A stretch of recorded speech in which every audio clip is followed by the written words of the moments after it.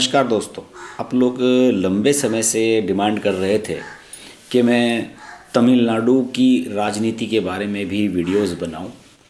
और जैसे कि आप सब लोग जानते ही हैं कि तमिलनाडु में अगले साल विधानसभा चुनाव होने हैं पश्चिम बंगाल के साथ साथ ही। और 5 साल पहले जब चुनाव हुए थे और उसके सिनेरियो में अब बहुत भारी बदलाव आया है। 5 साल पहले जब चुनाव हुए थे 2016 में, मेरे ख्याल में जो डेट थी यहाँ पर चुनाव की वो थी 16 मई 2016। और उसमें जयललिता उस समय जिंदा थी और जयललिता के नेतृत्व वाली AIADMK यहाँ पर बहुमत लेकर आई थी। आपको मैं बता दूं कि 2016 में जब चुनाव हुआ था उस समय 234 विधानसभा सीटें हैं यहाँ पर टोटल, और बहुमत के लिए 105 सीटों की दरकार होती है। और AIADMK ने यानी कि जयललिता की पार्टी ने 124 सीटों पर सफलता हासिल की थी। यहाँ पर दो ही पार्टी बेसिकली मेन है, जयललिता की AIADMK और करुणानिधि वाली DMK 97 सीटें लेकर आई थी। करुणानिधि भी इस दुनिया में नहीं है। और इसके अलावा यहाँ पर BJP एलाइज है, BJP गठबंधन में है जयललिता की पार्टी के, लेकिन ये गठबंधन 2016 के बाद बना। जिस समय 2016 का चुनाव हुआ था उस समय BJP इस गठबंधन में नहीं थी। दोनों का गठबंधन बाद में हुआ जयललिता के निधन के बाद, और दोनों ने मिलकर यहाँ लोकसभा चुनाव भी लड़ा था। उसके बारे में आगे बताऊंगा। पहले मैं 2016 के विधानसभा का सिनेरियो आपको बता दूं कि 2016 का जो चुनाव था उसमें जयललिता की पार्टी को 124 सीटें मिली थी, DMK को 97, कांग्रेस को 7 और अन्य को 2। इसके अलावा 4 सीटें अभी यहाँ खाली चल रही हैं। अब उपचुनाव के आसार नहीं हैं और चुनाव के साथ ही मेन चुनाव होने जा रहा है यहाँ पर अगले साल। इसके अलावा मई 2021 में यहाँ पर चुनाव की उम्मीद मुझे नज़र आ रही है कि शायद होंगे यहाँ। और मुझे लगता है कि पश्चिम बंगाल और तमिलनाडु के चुनाव साथ साथ ही होंगे। लोकसभा में यहाँ 39 सीटें हैं, 39 सीटें हैं। और 18 अप्रैल 2019 को यहाँ पर तमिलनाडु की इन 39 सीटों पर मतदान हुआ था। और BJP सहयोगी थी जयललिता की पार्टी की, और इन 39 में से सिर्फ 1 सीट मिली थी इनको, बाकी सब साफ हो गया था।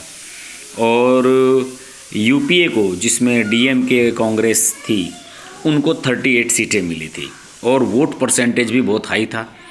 DMK को 33.52% वोट मिले थे, जबकि NDA जो AIADMK वाले जयललिता वाली और BJP वाला गुट था उसे 19.39% वोट मिले थे। कहने का मतलब ये है कि BJP का जो गठबंधन है यहाँ पर AIADMK के साथ, वो इस समय टेस्टिंग फेज में चल रहा है। और ये माना जा रहा है कि BJP इनसे गठबंधन अपना तोड़ भी सकती है। उसके लिए जो रीजन है, वो अभी हाल में जो रीजन एक सामने आया है उसके बारे में मैं आपको आगे बताने जा रहा हूँ। और ये भी बता दूँ कि इसके बाद यहाँ का सिनेरियो क्या बनेगा। फ़िलहाल स्थिति ये है कि BJP यहाँ पर एक यात्रा निकालना चाहती है। इस यात्रा को निकालने का उसका उद्देश्य ये है कि अभी हाल ही में एक YouTube चैनल है जिसका नाम है करुप्पर कूटम। इसने एक भगवान मुरुगा, जिन्हें तमिलनाडु में लोग बहुत मानते हैं, उनसे संबंधित एक आध्यात्मिक साहित्य कंद षष्ठी कवसम, इसके खिलाफ एक टिप्पणी की थी। और इसको लेकर जो BJP वाले हैं उनका ये कहना था कि इससे तमिलियंस की भावनाएं आहत हुई हैं और भगवान मुरुगा को यहाँ बहुत लोग मानते हैं, और इसके खिलाफ एक्शन की उन्होंने मांग की थी। और उसी समय से इन BJP में और AIADMK के बीच में मतभेद शुरू हो गए हैं। AIADMK जो पार्टी है, जयललिता की पार्टी, वो उनका मानना है कि हम सेक्युलर पार्टी हैं और हम धार्मिक मुद्दे को लेकर कुछ नहीं कर सकते और हम सभी की भावनाओं का ख्याल रखते हैं। BJP ने इसके विरोध में एक यात्रा निकालने का कार्यक्रम बनाया है। वो यात्रा कुछ जगह पर हुई भी है अभी आपको पता ही होगा कि जो खुशबू सुंदर जो फिल्म एक्ट्रेस हैं और पहले कांग्रेस में हुआ करती थी, उन्होंने भी 1-2 महीने पहले बीजेपी ज्वाइन की है। वो उस यात्रा में भाग लेने जा रही थी तो उनकी गाड़ी का भी एक्सीडेंट भी हो गया। ये खबर आपने मीडिया के माध्यम से ज़रूर देखी होगी। तो फिलहाल स्थिति ये है कि इस यात्रा को लेकर बीजेपी में और जो यहाँ के चीफ मिनिस्टर हैं, मुख्यमंत्री हैं पलानीस्वामी, जो कि उत्तराधिकारी के रूप में जयललिता के यहाँ पर मुख्यमंत्री बने थे, इनके बीच में एक विवाद सा उत्पन्न हो गया है। और ये विवाद इसी वजह से है कि बीजेपी ये यात्रा निकालना चाहती है और इस यात्रा को इजाज़त सरकार देना नहीं चाहती और उनका मानना है कि इससे राज्य का जो सांप्रदायिक सौहार्द है वो बिगड़ सकता है। बहरहाल भाजपा प्रवक्ता टी नारायणन का एक मैं बयान पढ़ रहा था, उन्होंने इस पर हताशा व्यक्त की और उन्होंने कहा है कि ना तो मुख्यमंत्री पलानीस्वामी और ना ही उप मुख्यमंत्री पन्नीर सेल्वम, इन्होंने कोई अपमानजनक क्लिप के लिए चैनल की निंदा की। उन्होंने ये भी कहा कि भाजपा द्वारा शिकायत दर्ज करने के 4 दिन बाद भी पुलिस ने कार्रवाई की और इसके जवाब में अन्ना द्रमुक के प्रवक्ता कोवई सत्यन ने यह भी कहा कि उनकी पार्टी से ये उम्मीद नहीं की जा सकती कि वह कुछ घटनाओं पर भाजपा जैसी प्रतिक्रिया दे। मतलब उनका ये कहना है एआईएडीएमके का कि भाजपा बहुत ही सांप्रदायिक माइंडसेट के साथ काम करती है और हम ऐसा नहीं कर सकते। और एआईएडीएमके का कहना है कि हमारा जो फिलॉसफी है हमारी पार्टी की, वो पूर्व मुख्यमंत्री CN अन्नादुरई, जो बहुत लीजेंड नेता हुए हैं यहाँ के, उनके विचार पर आधारित है और उसे MG रामचंद्रन, जो कि जयललिता के गुरु थे, और जयललिता, इन सब लोगों ने उसका अनुसरण किया और इसीलिए हम सब इस मामले में थोड़ा सा अलग नज़रिया बीजेपी से रखते हैं। बहरहाल अब यहाँ पर माहौल गर्मा रहा है, मैं आपको बताऊँ, क्योंकि अब यहाँ के जो लोकल कैडर है बीजेपी का, वो सब डिमांड कर रहे हैं कि गृह मंत्री अमित शाह यहाँ का दौरा करें और यहाँ की सारी स्थितियों का जायजा लें। और सुनने में आ रहा है कि आने वाले कुछ दिनों में अमित शाह यहाँ दौरा कर सकते हैं। अभी हाल ही में अमित शाह ने पश्चिम बंगाल का दौरा किया था और वहाँ से काफ़ी माहौल बीजेपी के समर्थन में बनता हुआ नज़र आ रहा है।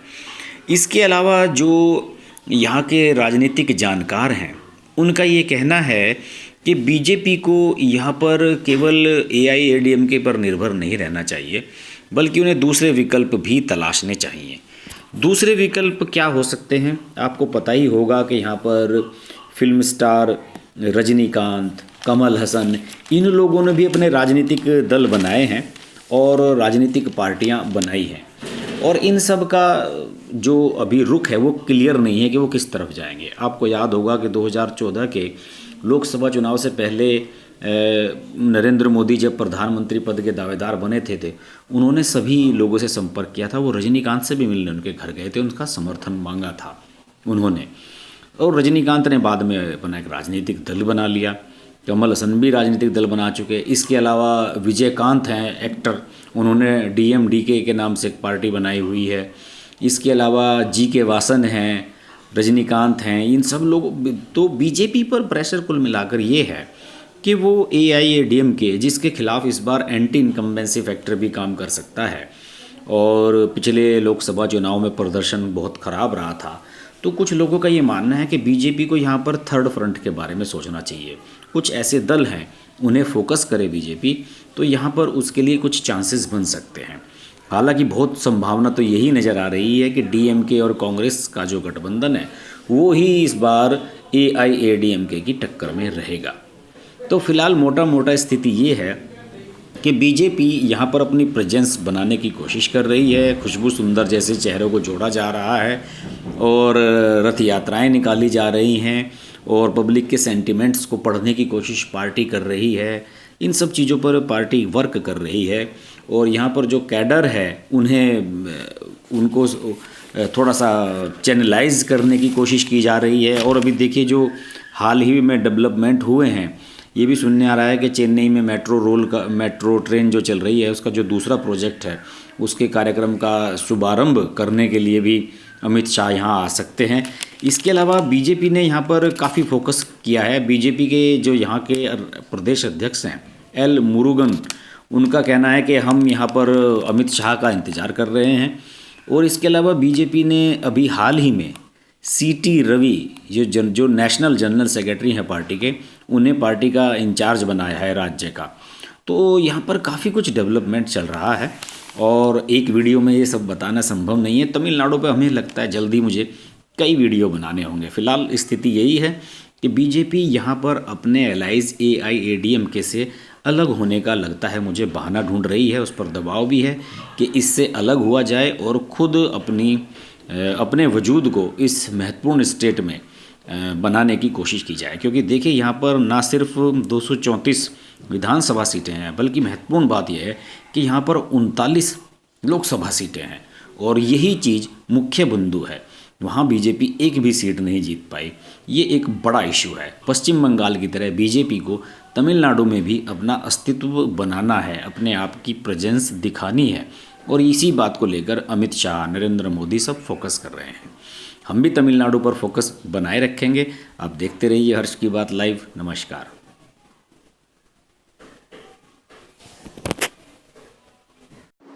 अगर आपको हमारी वीडियो पसंद आई तो वीडियो को लाइक करें, चैनल को सब्सक्राइब करें और नोटिफिकेशंस के लिए बेल आइकन को प्रेस करें।